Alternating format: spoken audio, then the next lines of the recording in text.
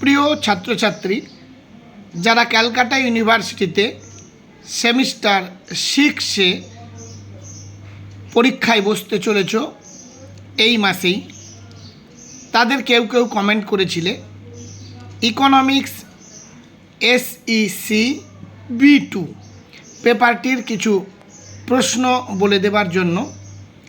আজকে এই ভিডিওটি তোমাদের জন্য খুবই গুরুত্বপূর্ণ। এই ভিডিওতে আলোচনা করব ইকোনমিক্স সেক B2, যার বিষয়বস্তু হলো এন্টারপ্রেনিয়রশিপ অ্যান্ড ডেভেলপমেন্ট,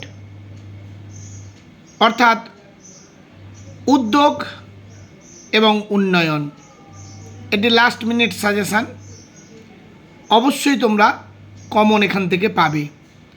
তোমাদের 2 মার্কের 10টি প্রশ্ন, 5 মার্কের 4টি প্রশ্ন এবং 10 মার্কের 4টি প্রশ্ন, এই হলো মোট 80 মার্কের প্রশ্নপত্রে তোমাদের পরীক্ষা দিতে হবে।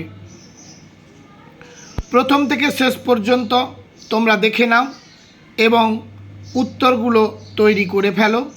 অবশ্যই তোমরা কিন্তু কমন পাবে, এইটুকু বলছি। এবারে বিভাগ ক থেকে তোমাদের 2 মার্কের যে 10টি প্রশ্নের উত্তর দিতে হবে, আমি কতগুলো প্রশ্ন এখানে দিয়েছি সেগুলো তোমরা দেখে নাও।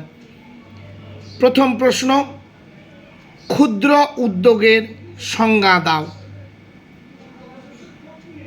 পরবর্তী প্রশ্ন, ভারতের 2টি শিল্প ব্যাংকের নাম উল্লেখ করো। পরের প্রশ্ন, উদ্যোগের সংজ্ঞা দাও। পরবর্তী প্রশ্ন, নাবার্ড এর 2টি কার্য উল্লেখ করো এবং নাবার্ডের পূর্ণ রূপটি লেখো। পরের প্রশ্ন, কোন সালে ভারতের ক্ষুদ্র শিল্প উন্নয়ন ব্যাংক স্থাপিত হয়েছিল?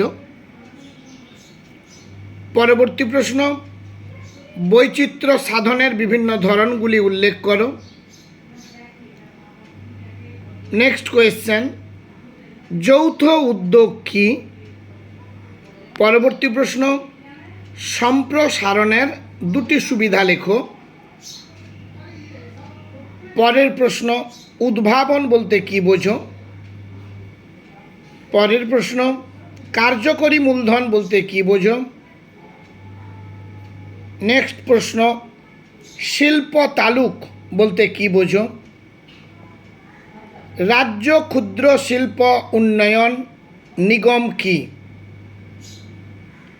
ভারতের জেলা শিল্প কেন্দ্রের 2টি কাজ লেখো। পরের প্রশ্ন, সংযুক্তিকরণের 2টি অসুবিধে উল্লেখ করো। শিল্প রুগ্নতা বলতে কী বোঝো? ইম্পর্ট্যান্ট প্রশ্ন, প্রতিটি 2 মার্কের প্রশ্ন। পরবর্তী প্রশ্ন, সৃজনশীল ধারণা কাকে বলে? ভারতে গ্রামীণ উদ্যোগের 2টি সমস্যা লেখো। বৃহদায়তন শিল্পের সংজ্ঞা দাও। উদ্যোগের 2টি অসুবিধা লেখো। ব্যবস্থাপক কাকে বলে? শিল্প রুগ্নতার সমস্যা দূরীকরণের গৃহীত পদক্ষেপগুলির মধ্যে যে কোনো 2টি উল্লেখ করো। পরবর্তী প্রশ্ন, সংযুক্তিকরণের 2টি সুবিধা উল্লেখ করো। পরের প্রশ্ন, জাতীয় ক্ষুদ্র শিল্প নিগম কি?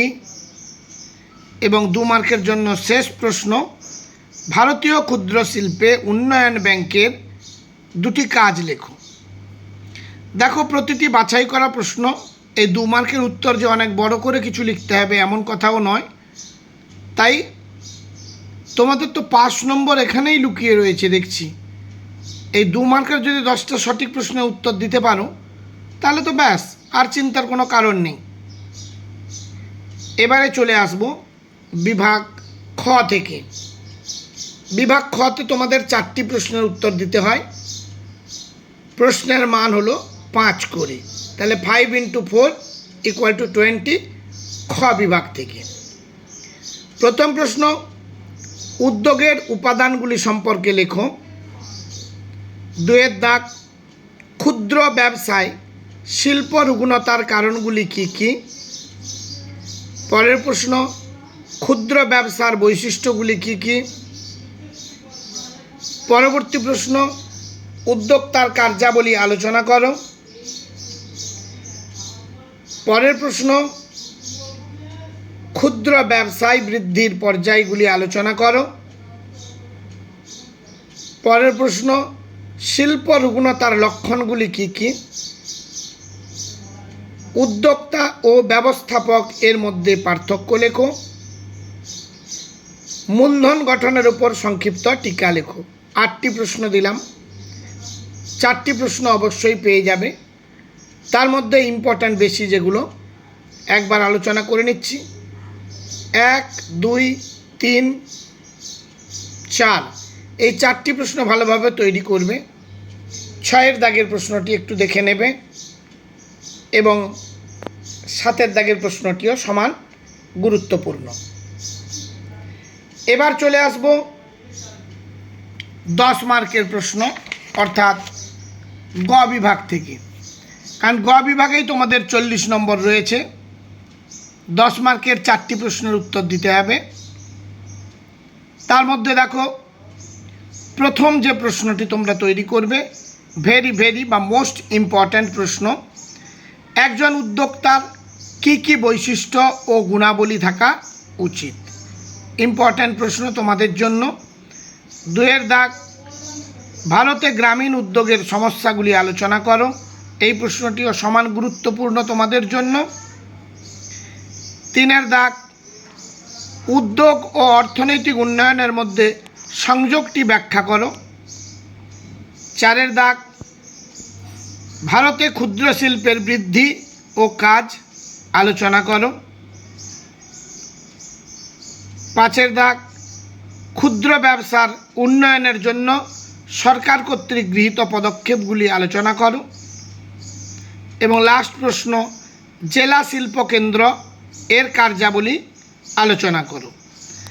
এগুলোর মধ্যে যে প্রশ্নগুলি মোস্ট ইম্পর্ট্যান্ট প্রশ্ন সেটি হলো 1 দাগের প্রশ্ন, 3 দাগের প্রশ্ন, 5 দাগের প্রশ্ন এবং 6 দাগের প্রশ্ন। আপাতত এই প্রশ্নগুলো তোমরা তৈরি করে যাও। আমি আশা করি তোমরা কমন পাবে, ভালো নম্বরও পেতে পারো। আজ তাহলে এই পর্যন্ত, দেখা হবে তোমাদের সঙ্গে পরবর্তী ভিডিওতে।